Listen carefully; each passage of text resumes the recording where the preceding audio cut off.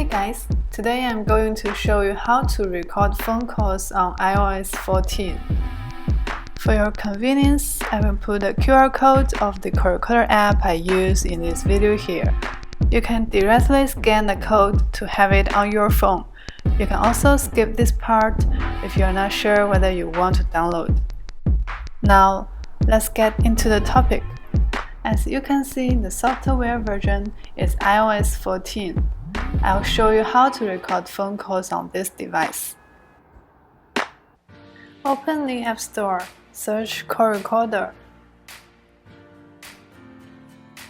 Download this Call Recorder app and open it.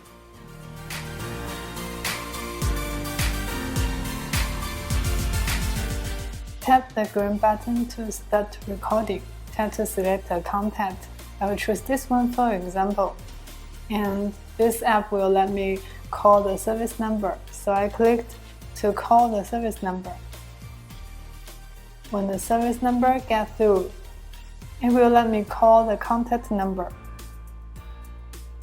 When these two calls all get through, I click Merge Calls to record the call. After the call, I open the app and go to the recording list. I will just play the recording for you.